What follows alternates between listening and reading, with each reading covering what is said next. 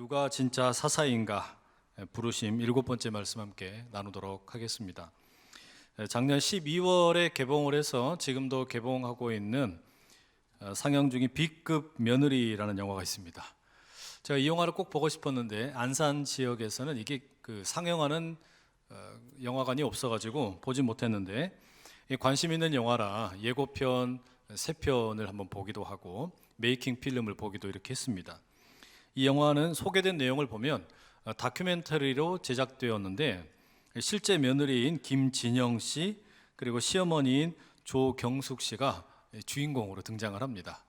그리고 감독은 누구냐면 그 남편이자 아들인 선호빈 씨의 작품입니다. 이 제목을 보면 며느리에다가 앞에 B급 이렇게 달아놨잖아요. 이 등급을 매겨놓은 건데요. 이건 아마도 시어머니가 보기에 이 며느리는 아무래도 B급이다 뭐 이런 평가를 담아 놓은 어떤 그런 제목으로 보입니다. 아무래도 좀 당돌한 며느리 그런 어떤 모습을 상상해 볼 수 있겠죠. 예고편이 시작이 되면 그 자막이 뜨는데 우리 집에는 고래 2마리가 산다 이런 문장이 뜹니다. 여러분 그 고래 2마리가 누구겠어요? 당연히 시어머니와 며느리겠죠. 그러면 이걸 지금 나레이션을 하고 있는 사람이 감독, 이 남편이자 아들인데 자기는 뭐라는 거겠습니까? 새우라는 거겠죠. 그래서 고래 싸움에 새우등 터진다 뭐 이런 자기가 피해자인 것처럼 이야기하는 내용인데요. 이 시어머니와 며느리 사이에 있는 갈등을 아주 참 코믹하게 그리고 아주 있는 그대로 적나라하게 보여주는 장면들이 많습니다. 뭐 갈등 내용을 간략하게 보니까 이런 겁니다. 이 며느리가 그 손주를 이제 옷을 입혀 가지고 보냈어요. 그런데 시어머니가 그 아이의 옷을 바꿔 가지고 다시 보낸 겁니다. 이거 뭡니까? 옷 입히는 것을 가지고서 시어머니와 며느리 사이에 묘한 신경전이 있는 것이죠. 또 이 며느리는 그 나이가 어린 시동생에게 존댓말을 쓰는 것이 영 이해가 되지 않습니다. 그래서 무슨 시동생에 대해서 그냥 반말을 막 하는 거예요. 며느리가. 그러니까 이걸 보면서 또 시어머니는 어때요? 우라통이 터지는 거예요. 아니 무슨 저런 게 다 있나 싶어가지고 이런 갈등으로 생각하다 보니까 어떻게 되는 겁니까? 이 시어머니 보기에 쟤는 F급이다. B급도 아니고 F급이다. 막 이렇게 막말을 하기도 합니다. 이런 일들로 인해서 이제 며느리와 시어머니 사이에 갈등을 하다가 서로 막 그냥 대판 싸우게 되었어요. 그리고 났는데 하필이면 명절이 다가옵니다. 그러면 이제 며느리가 시어머니 보러 가고 싶을까요? 안 가고 싶을까요? 당연히 가기 싫었겠죠. 그래서 안 가게 됩니다. 그러자 이제 그 며느리가 시댁에 가지 않은 내용을 너무나 해맑게 인터뷰를 하는데 이렇게 이야기합니다. 그래서 추석에 시댁을 안 갔어요. 완벽한 명절을 보냈죠. 시댁을 안 가가지고 너무 완벽한 명절을 보냈다라고 이렇게 이야기합니다. 여러분 이 영화 예고편에 달린 댓글을 보니까 너무나 이 세대 간의 격차가 느껴집니다. 젊은 여성들은 이 B급 며느리를 지지하고 연세가 드신 분들은 당연히 시어머니 편을 듭니다. 그런데 댓글 중에 아마도 그 여성인 것으로 보이는데 이 영화를 보고 내가 결혼을 하지 않아야겠다라는 확고한 의지를 재확인했다. 뭐 이런 이야기를 이렇게 적어 놓았어요. 여러분, 근데 이 영화를 보면서 특별히 그 젊은 여성들이 많이 공감을 했답니다. 근데 어떤 장면에 공감을 많이 했냐? 이 B급 며느리라고 불리우는 여인이 이렇게 이야기를 합니다. 내가 결혼 전에 얼마나 행복하고 건강한 사람이었는데, 내가 결혼 전에 얼마나 건강하고 행복한 사람이었는데 이렇게 이야기하면서 그 남편 앞에서 막 오열을 하면서 막 말하자면 한탄을 하는 거예요. 그걸 보면서 많은 젊은 여성들이 그렇게 공감이 되더라는 것이죠. 저는 그 남성이지만 이 영화를 꼭 봐야 된다라는 생각을 가졌습니다. 특히 많은 가족들이 함께 보면 좋겠다라는 생각이 들었어요. 왜냐하면 사실 이 영화에서 피해자는 그 고래 사이에 새우처럼 껴있는 남자, 그 남편이자 아들로 묘사되어 있지만 사실은요, 두 여성이 훨씬 더 큰 피해자이기 때문입니다. 그게 무슨 이야기냐면 시어머니도 한때는 며느리였고 또 며느리도 한때는 한 가정의 귀한 딸이었을 거 아닙니까? 그렇다면 지금 이렇게 시어머니와 며느리가 갈등하고 다투게 된 것은 이 여성만의 문제가 아니라는 이야기죠. 그것은 뭔가 다른 구조적인 문제가 있는 겁니다. 그걸 가리켜서 우리가 뭐라고 부르죠? 흔히 하는 이야기로 가부장제 또는 남성 중심 사회라고 부르지 않습니까? 그러니 시어머니와 며느리 사이의 갈등은 이건 여성들끼리의 싸움이니까 여성들끼리 해결하면 된다라고 던져놓을 문제가 아닙니다. 사실 이건 아주 뿌리 깊은 남성 중심 사회의 폐해라는 말입니다. 그러니까 이 영화를 보면서 남성들은 회개를 해야 돼요. 남자들이 영화 보러 가서 주여 삼창하고 회개를 다 통성기도를 하고 나와야 된다라는 말입니다. 사실 저는 지금도 결혼을 하고 나서 며칠 지나지 않았는데 캄캄한 새벽녘에 거실에서 울고 있던 그 제 아내의 모습을 잊을 수가 없어요. 아니, 결혼한 지 며칠이나 됐다고 제 아내가 늦은 저녁에, 아니 새벽에 혼자서 거실에 앉아가지고 너무나 청승맞게 울고 있는 겁니다. 제가 그걸 깨달아가지고 이제 알고 이제 가서 물었어요. 아니, 왜 울고 있냐고. 이해를 못 하겠더라고요. 도대체 우는 이유가 뭐냐? 이렇게 남편도 있고 같이 있는데 뭐가 그렇게 안타깝고 힘든 거냐? 근데 제가 이걸 이제 뒤늦게 나중에 시간이 지나서 이제 그거를 조금 공감이 되더라고요. 왜냐하면 사실은요, 저는 늘 살던 동네에 늘 만나던 사람들과 늘 쓰던 사투리와 늘 먹던 음식, 그리고 거기에 제 아내만 살짝 들어온 거거든요. 그런데 제 아내의 입장에서 보면 이게 완전히 생판 처음 보는 세상에 온 겁니다.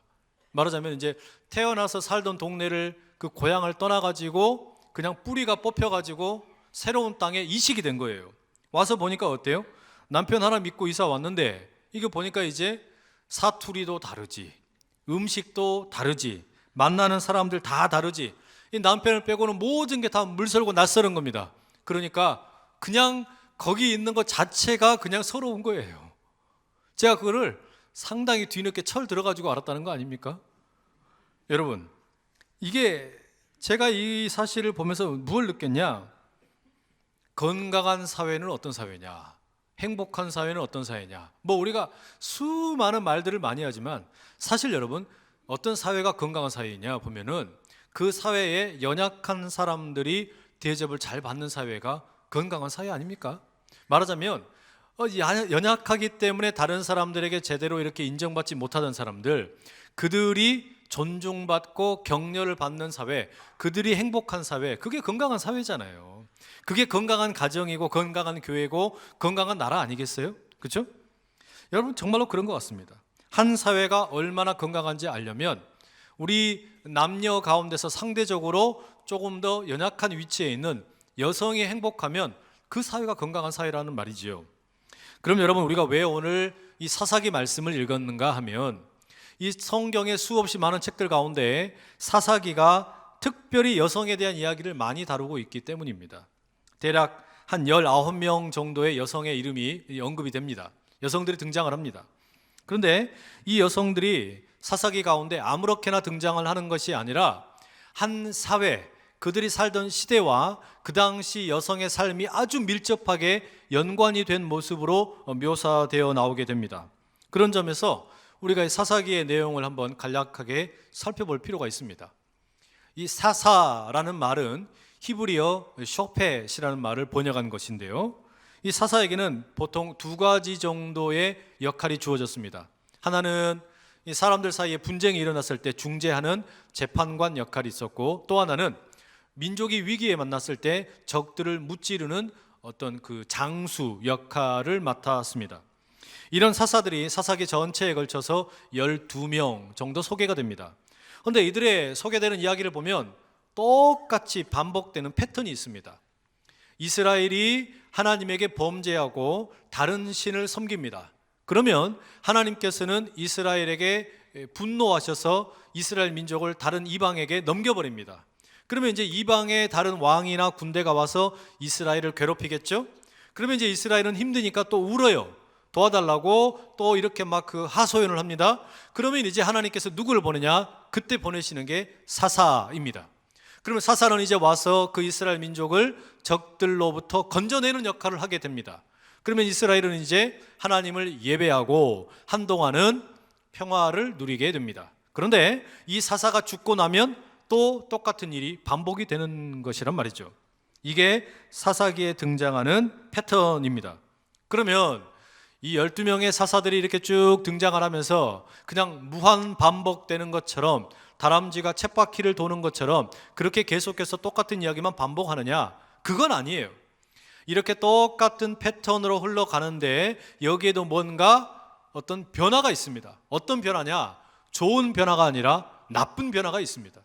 말하자면 사사기 처음에 기록되어 있는 사사들부터 시작을 해서 후반부에 나오는 사사들로 갈수록 이 사사들의 믿음이 점점 더 형편없어집니다.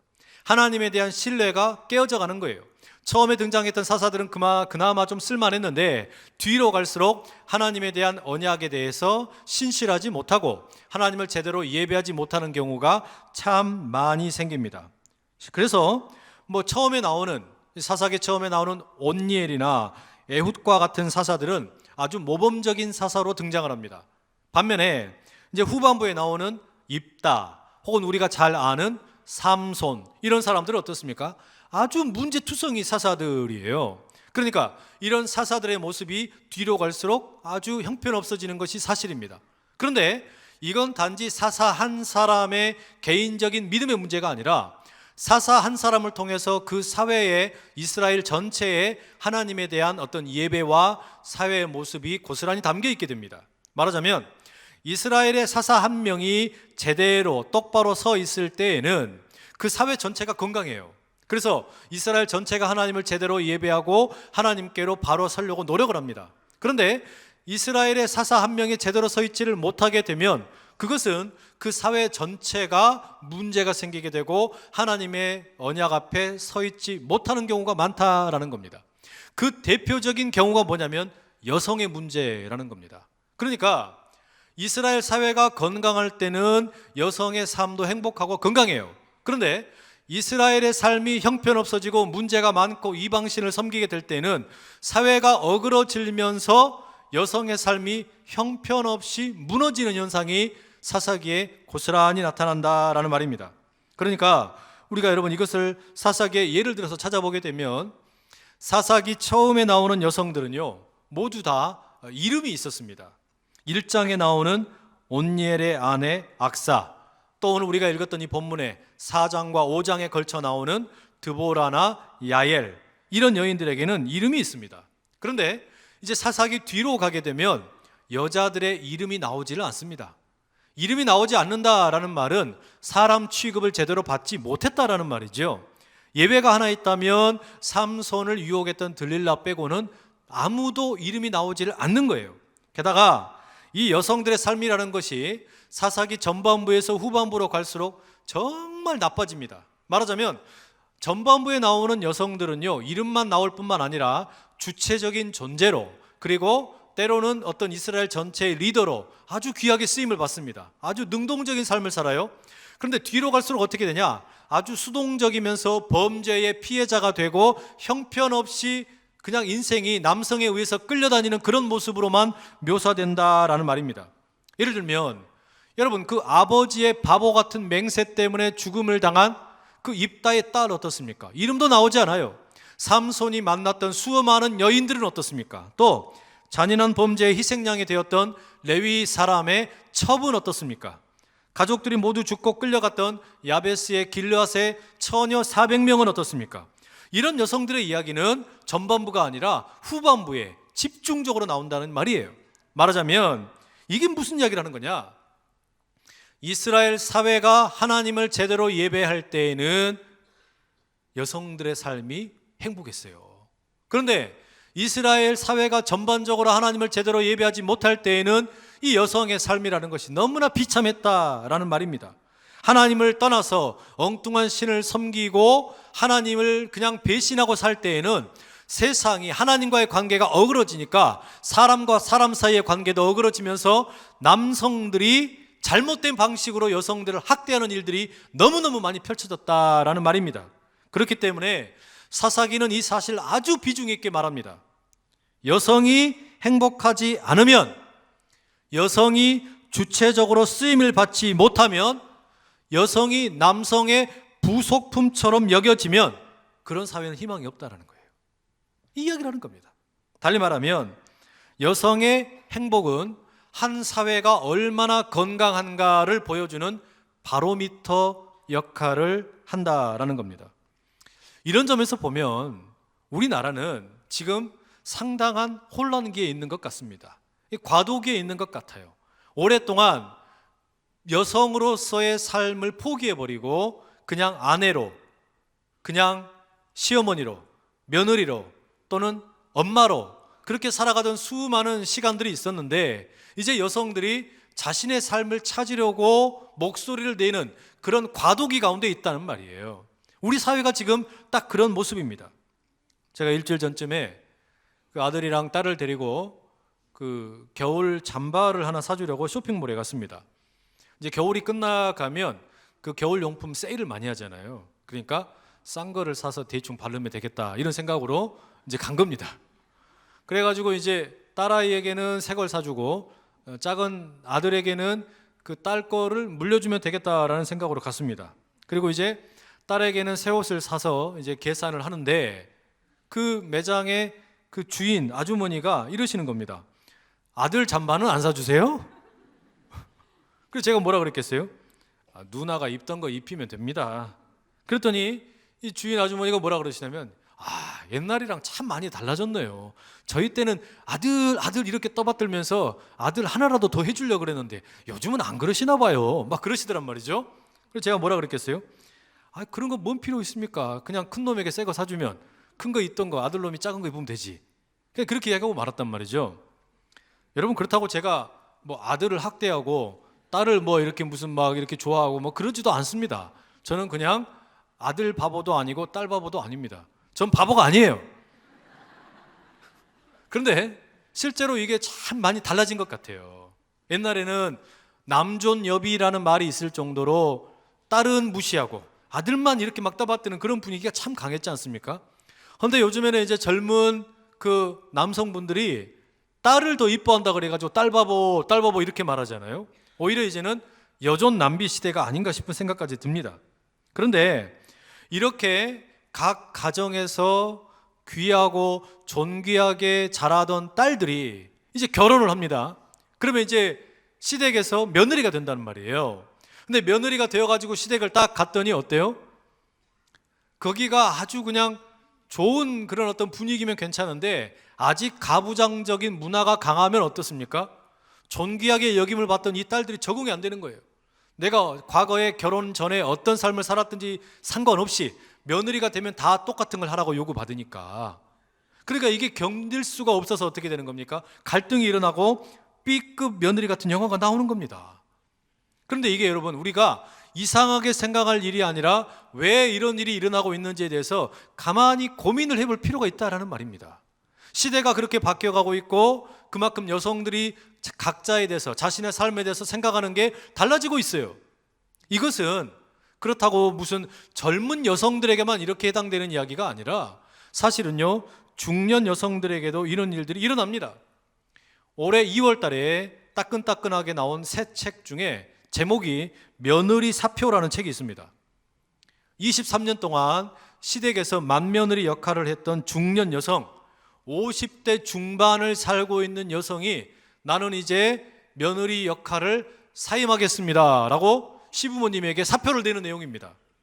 이게 그런데 며느리 역할만 그만두겠다라는 것이 아니고 남편에 대해서는 아내 역할을 그만하겠다, 자녀들에 대해서는 엄마 노릇을 그만하겠다, 잠깐 그 역할을 쉬겠다라고 선언하는 내용을 담고 있습니다. 여러분, 지금 젊은 세대 가운데 B급 며느리들이 나오고 그리고 중년의 여성들 가운데서 며느리 사표를 내는 것은요, 이게 결코 우연이 아닙니다. 현재 2018 이 한 해를 살고 있는 우리 대한민국 사회 가운데 여성으로서 어떤 삶을 살고 있는가, 여성들이 자신에 대해서 어떻게 느끼고 있는가, 이게 이런 영화나 소설 또는 어떤 수필 여기에가 다 담겨 있다라는 말입니다. 그렇기 때문에 우리가 이걸 유심히 볼 필요가 있어요. 특히 여성이 왜 이런 생각을 하고 있는지에 대해서 남성이 회개해야 된단 말이에요. 제가 반성을 많이 하고 있습니다. 우리 남성들이 반성을 많이 해야 돼요. 그런데 이런 문제를 그냥 단순하게 어떤 사회적인 문제 아니면 문화적인 차이로 이해할 것은 아닙니다. 우리는 더 중요하게 과연 성경은 남성과 여성에 대해서 뭐라고 이야기하는지 우리가 이걸 좀 살펴봐야 되지 않겠어요? 성경은 남성과 여성에 대해서 어떻게 말씀하시는가? 남성과 여성을 그냥 차별되게 지으신 것이 아니고 구별되게 지으셨으나 그들이 함께 협력해서 하나님의 복음을 증거하고 살아갈 수 있도록 그렇게 우리 지으신 거 아닙니까? 바로 그런 부르심의 가장 좋은 예가 오늘 우리가 함께 읽었던 이 사사시대의 드보라라는 여인의 이야기란 말이죠. 이제 우리가 본문 이야기를 한번 조금 더 자세히 보시죠. 오늘 함께 읽은 이 본문의 이야기는 4장과 5장에 걸쳐서 이야기가 진행이 됩니다. 여기에는 똑같은 이야기를 4장은 산문으로 기록을 해놓았고 5장은 노래로, 시로 이렇게 기록을 해놓았습니다. 이건 무슨 이야기냐면 이 4장의 내용은 글로 기록되어 있다면 5장의 내용은 노래로 작성되어 있다라는 말입니다. 그런데 이 구약 성경을 연구하는 학자들에 의하면 이 사사기 5장에 드보라와 바락의 노래라고 불리우는 이 노래가 아마 구약 성경 전체 본문 가운데서 가장 오랫동안 사람들의 입에서 입으로 구전되었던 내용일 것이다 라고 이야기합니다. 그만큼 오래된 본문일 것이라는 겁니다. 이게 무슨 이야기냐면요, 성경에 수없이 많은 이야기들이 있는데 그 중에서 가장 오래된 이야기 중에 하나가 뭐냐면 남성과 여성이 동일하게 쓰임받는다라는 이야기라는 이야기예요. 여성의 리더십에 대한 이야기가 아주 오랫동안 백성들의 입에서 입으로 구전되어서 흘러나온 것이라는 말입니다. 그만큼 중요하죠. 그런데 여러분, 우리가 오늘 읽은 이 사사기 4장과 5장을 가만히 읽다 보면은 질문이 생깁니다. 오늘 설교의 제목인데 누가 진짜 사사인가? 라는 질문이 생깁니다. 왜 그런 거 하니? 1절의 내용을 보시게 되면 에훗이라는 아주 걸출하고 훌륭한 사사가 세상을 떠난 이후에 이스라엘에 또 범죄를 하게 됩니다. 그래서 하나님께서는 이 이스라엘을 가나안의 왕인 야빈이라는 사람에게 넘겨버립니다. 이 야빈 임금은 그 이스라엘을 이제 지배하기 위해서 자신의 국방부 장관인 시스라를 파병하죠. 이 시스라에게는 철병거 900대가 있었어요. 요즘으로 비유하자면 탱크와 같은 겁니다. 그러니까 이스라엘은 겨우 소총으로 땅땅땅 쏘고 있는데 이 가나안의 군대는 탱크처럼 밀고 들어와 버리는 겁니다. 탱크 900대가 있는 거예요. 그러니 게임이 되겠어요? 안 되죠. 그래서 가나안에 의해서 이 이스라엘이 20년 동안 지배를 당하게 됩니다. 이렇게 이제 이스라엘이 가나안에 압제를 당하니까 힘들다고 엉엉 울고 탄식을 합니다. 그러니까 이제 하나님께서 누군가를 보내셔서 구원해야 되겠다. 그 부르는 사람이 누구냐? 하나님께서 그때 이렇게 택하신 사람이 누구냐면 바로 드보라라는 여성입니다. 그 여성에 대한 소개가 4절과 5절에 이렇게 나오죠. 그때에 랍비돗의 아내 여선지자 드보라가 이스라엘의 사사가 되었는데 그는 에브라임 산지 라마와 베델 사이 드보라의 종려나무 아래에 거주하였고 이스라엘 자손은 그에게 나아가 재판을 받더라.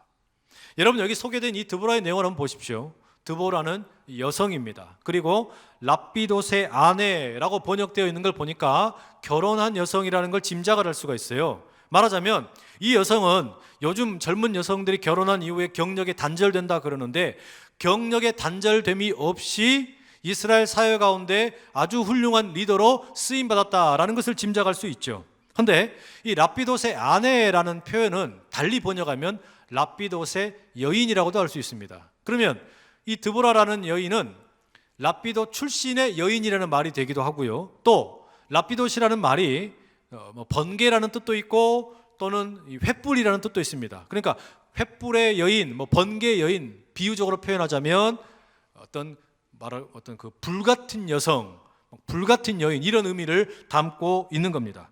그리고 이 드보라에 대해서 뭐라고 소개하냐면 선지자라고 말합니다. 여러분, 선지자가 뭐 하는 사람입니까? 구약 성경에서 하나님의 말씀을 이스라엘 백성들에게 대언하는 존재이죠. 일종의 설교자라고 할 수 있습니다. 말하자면 설교자처럼 예언자가 되어서 하나님의 뜻을 전하는 역할까지 맡았습니다. 그런데 이 드보라는 결혼 이후에도 경력의 단절됨이 없이 귀하게 쓰임받는 여선지자로서 설교자였고 동시에 사사로 부름을 받은 겁니다. 사사로서 종려나무 아래에서 무슨 일을 했냐면 그 원래의 뜻대로 이스라엘 백성들 사이에 갈등이 있을 때, 법적인 다툼이 있을 때 이들을 판결해 주는 지혜 있는 여성이었다라는 겁니다. 그런데 드보라라는 이 여인이 정말로 사사인가라는 거에 대해서 의문점이 생깁니다. 그게 뭐냐면, 여러분 성경에 이 사사기에 기록되어 있는 다른 사사들은 대부분의 경우에 나가가지고 적군들로부터 이스라엘을 건져내는 장수 역할, 용맹한 군사로서 역할을 다 감당을 합니다. 그런데 이 드보라의 경우에는 자신이 직접 싸우지는 않아요. 직접 싸우지는 않고 그냥 다른 어떤 보조적인 역할을 감당하는 것처럼 보이니까, 그러면 우리가 드보라를 진짜 다른 사람들처럼 사사라고 부를 수 있을까? 이런 의구심이 생긴단 말이에요. 그러면 다른 사람이 있냐? 사사라고 불릴 만한 가능성이 있는 사람이 또 하나 있습니다. 이 바락이라는 남자입니다.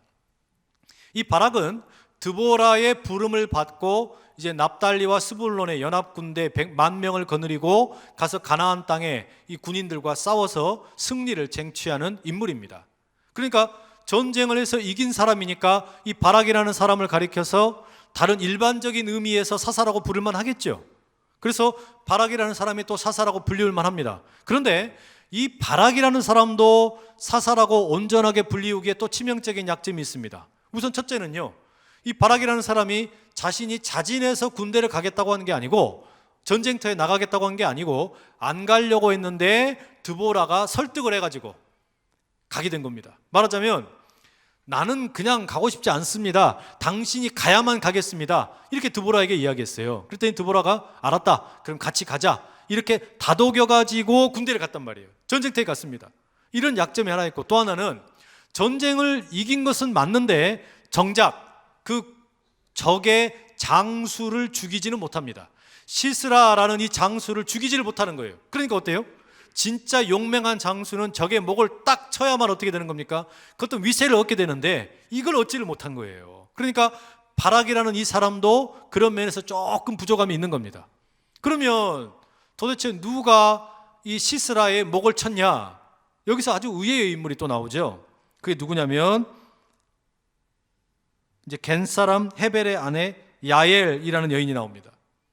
이 17절 이하의 내용에 가게 되면 이 시스라라는 이 가나안의 군대 장관이 전쟁에서 아주 그냥 대패를 하고 자기만 살아가지고 이제 도망을 갑니다. 근데 어디로 가냐면 겐 사람 헤벨의 아내 야엘의 장막으로 가는 거예요. 이 겐 사람, 겐 민족은 대장장이들인데요. 그러니까 철을 두들겨서 이제 무기를 만들기도 하고 여러 가지 이런 일을 하는 사람들인데, 이들에 대한 소개가 4장 11절에 보면 모세의 장인이었던 호밥의 자손들이다라고 나옵니다. 그러니까 모세의 장인의 후손들이니까 그러면 이스라엘과 관계가 좋았겠죠? 근데 꼭 그렇지만도 않았습니다. 이 겐 사람들이 이 철을 두들겨서 누구에게 공급을 했냐면 이 시스라와 야인에게 이 공급을 한 겁니다. 그러니까 철병거를 만드는 주 재료를 이 겐 사람 헤벨이 공급해 준 겁니다. 바로 그런 이유 때문에 시스라가 헤벨의 집, 그 야엘이라는 여인의 집으로 도망을 가죠. 근데 이 헤벨의 집에, 그 야엘의 집에 도망을 가가지고 장막에 이제 들어가 좀 쉬게 해달라, 내가 여기서 좀 피신을 좀 하자, 누가 오는지 알려달라, 내가 없다 해달라, 이렇게 요청을 하는데요. 그 방에 들어가가지고 이제 잠을 잡니다. 깊은 잠을 들어버렸습니다. 그러자 이 야엘이라는 여인이 어떻게 하냐, 이 시스라가 깊은 잠에 드니까, 여러분 그 텐트를 고정시키는 말뚝이 있지 않습니까? 우리 그 야영할 때 쓰는 텐트 말고 커다란 텐트의 말뚝은 이렇게 길고 두껍고 막 철로 만들어진 거 아닙니까? 이걸 한 손에 딱 들고요, 또 한 손에는 망치를 들고 천막 속으로 들어갑니다. 그리고는 잠자고 있는 시스라에게 가더니 그 사람이 깊이 잠들어 있으니까 여기 이 관자놀이 있죠? 여기에다가 말뚝을 대고는 그대로 박아버려요. 이게 성경에 나오는 이야기예요. 성경은 이게 너무 살벌합니다, 이야기가. 그러니까 결국 어떻게 되냐, 이 시스라라는 적의 장수는 어이없게도 이스라엘 여인도 아니고 이방 여인인 야엘이라는 여인에 의해서 죽게 되는 겁니다. 자, 그러니까 여러분, 누가 진짜 사사입니까? 드보라예요? 아니면 바락이에요? 이방 여인인 야엘이에요. 이게 여러분 우리에게 자연스럽게 드는 질문이 됩니다. 그런데 여러분 이거는 사실은 하나님의 참 미묘한 의도라고도 할 수 있습니다. 왜 그런 거 아니? 이들 모두가 다 함께 연합을 해가지고 힘을 합쳐서 말하자면 그 가나안의 군대를 무찔렀습니다. 시스라의 철병과 900대를 무찔렀단 말이에요. 이게 뭐냐면요, 연합의 리더십, 공유하는 리더십, 함께 나눔으로써 승리하는 리더십의 표본이라고 할 수 있습니다. 말하자면 사실 남성들 같으면 어떤 경우가 많냐면 자기의 이름을 돋보이게 하기 위해서 혼자서 업적을 독차지하려고 하는 성격이 강하잖아요. 그런데 여성의 리더십은, 이 드보라의 리더십은 어떤 리더십입니까? 자기가 다 하려고 하지 않고 적재적소에 필요한 사람이다 생각되면 그냥 그 사람을 쓰는 겁니다. 그 사람으로 하여금 일하게 만들어주는 거예요. 이 사람이 안 가려고 하니까 어떻게 합니까? 바락이라는 사람을 다독이고 격려하고 세워서 전쟁터에 내보내는 거예요. 이게 뭡니까 여러분? 경청과 공감의 리더십이라고 할 수 있어요. 지금까지 보지 못했던 여성 특유의 어떤 리더십을 발휘를 하고 있는 겁니다. 여러분 이건 결국은 뭘 말하는 거냐면, 드보라라고 하는 사람이 사사라고 부름을 받았는데 자기 혼자 모든 업적을 독차지하려고 하지 않고 겸허하게 겸손하게 나누는 겁니다. 사역을 나누는 거예요. 그리고 권리를 나누는 거예요. 의무를 나누는 겁니다. 이런 식으로 함께 짊어지면서 하나님께서 일하시는 것을 기대하는 거예요. 이게 여성형 리더십의 특징입니다. 우리는 지금 어떤 의미에서는 바로 이런 여성형 리더십의 지혜가 필요한 시대가 아닌가 생각이 드는 겁니다. 점점 더 여러분 우리는 이제 마치 외로운 늑대가 필요한 시대가 아니에요. 늑대, 그 어떤 그 수컷들은 혼자 돌아다니면서 사냥을 하고 돌아다니지만 암컷들은 새끼를 돌보면서 함께 돌아다니잖아요. 함께 연합을 해서. 사자도 그렇습니다. 생긴 것은 멋지게 생겼을지 모르지만 이 수컷들은 지 혼자 돌아다니고 암컷들은 함께 연합을 해가지고 새끼들을 지키면서 무리를 지면서 막 돌아다닌단 말이에요. 이게 여러분 어쩌면 그런 공유의 리더십, 나누는 리더십, 함께하는 리더십, 그런 어떤 귀 기울일 줄 아는 경청과 공감의 리더십이, 그런 여성형 리더십이 지금 필요한 시대라는 말이에요. 그런 모습이 오늘 우리에게 필요하다라는 것을 드보라라는 사사를 통해서 하나님께서 말씀하시는 겁니다. 게다가 여러분 이 드보라를 통해서 우리가 뭘 배웁니까? 연약해도 쓰임받을 수 있다는 것을 배우는 겁니다. 여성이라고 해서 연약하다고 해서 쓰임받지 못하는 게 아니라 얼마든지 충분히 하나님의 리더로, 하나님의 사람으로 멋지게 쓰임받을 수 있다는 것을 말해주고 있다는 것이죠. 힘이 없어도, 연약해 보여도 연약함으로 강함을 이기는 하나님의 멋진 리더로 우리 모든 여성분들, 나아가 모든 남성분들 다 함께 이렇게 쓰임받으실 수 있기를 간절히 축복합니다. 여러분 나아가 이게 뭐냐면 이게 십자가의 리더십이에요. 예수님의 리더십이 이런 거 아닙니까? 예수님이 보여주신 리더십이라는 것도 실상은 힘으로 힘을 누르는, 강으로 강을 상대하는 것이 아니라 자신을 비우고 연약해짐으로 오히려 상대방의 강함을 이겨버리는 그런 리더십 아닙니까? 예수님의 능력이 거기서 나온단 말이에요. 자기를 비워버림으로, 자기가 아무것도 아닌 것이 되어버림으로 이기는 것, 이게 예수님 보여주신 리더십인데 바로 이것이 예수님에게서 나타난 것처럼 우리도 그걸 따라가야 된다는 말이죠. 심지어 여러분 예수님께서 이제 부활 승천하신 후에 이 땅에 교회를 세워라, 하나님 나라의 복음을 증거하라, 이 사명을 누구에게 맡기십니까? 배신자 12명의 제자들에게 맡기신단 말이에요. 있을 수가 없는 일입니다. 아니 어떻게 예수님을 배반했던 사람들에게, 그 보잘것없는 사람들에게 예수님께서 이 하나님 나라의 복음을 전하는 이 위대한 사명을, 이 중요한 사명을 어떻게 맡기실 수 있냐는 말입니다. 어떻게 그 배신자들에게 교회를 세우라고 말씀하실 수 있냐는 말이에요. 근데 왜 그러셨을까요? 그것은 예수님께서 연약해지심으로 강함을 이기는, 세상의 로마 시대의 그 황제를 이기는, 군대를 이기는, 율법 교사들을 이기는 이 삶을 경험을 하고 자신들의 배신자였다라는 이 어떤 그 죄를 용서받은 감격이 있는 저들을 통해서 하나님 일하시겠다는 거 아닙니까? 이게 우리에게도 마찬가지예요.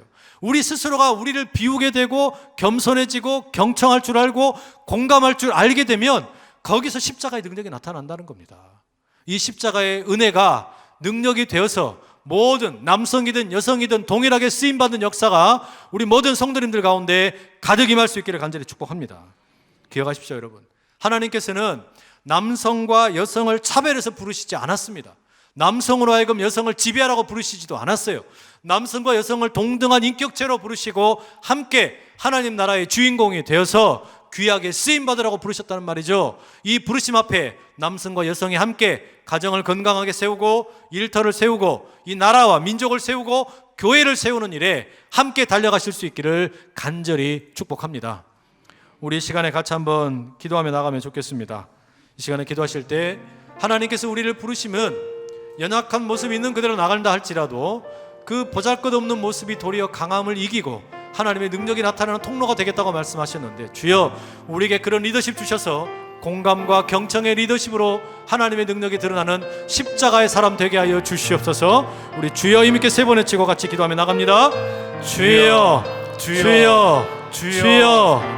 사랑하는 아버지 하나님, 이 귀한 날 주님 아버지 앞에 마음 다해 예배하며 기도하며 나갑니다. 아버지, 우리 안에 아버지 때때로 홀로 모든 영광을 독차지하고 싶고 나 홀로 돋보이고 싶은 그런 마음이 있을 때 주님께서 여성들을 통해서 일하셨던 역사를 우리가 보게 하여 주시옵소서. 드보라와 같은 훌륭한 리더, 그러나 자신 홀로 모든 걸 독차지하려 하지 않고 나누려고 하고 상대방의 이야기를 경청하고 공감하며 나가려고 했던 그 드보라의 모습이 오늘 우리에게 있게 하여 주셔서 십자가를 닮아가는, 예수를 닮아가는 우리 모두가 다 되게 하여 주시옵소서. 사랑하는 주님, 남성과 여성을 함께 부르셔서 하나님의 나라를 세워가게 하심에 감사드립니다. 차별이 아니라 구별됨으로 각자의 부르심을 따라 쓰임받게 하시되 십자가의 리더가 다 되게 하여 주시옵소서. 예수 그리스도의 이름으로 기도드립니다. 아멘.